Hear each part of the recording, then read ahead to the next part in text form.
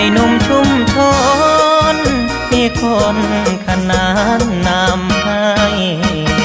เอิ้นหมูกินต้มไก่ใส่ใบบักขามยามมนยอดตู้โทรมาหน้าไม้มอบเพลงจากใจให้ผู้หลังคน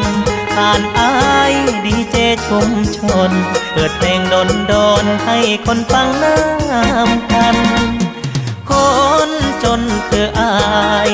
วันวาเลนไทน์ยังไปไทยหนูความจนสอนให้คนสู้ก็พอได้อยู่มอมมือมอมวันแต่ถ้าได้น้องมาประคองคงดีกว่านั้น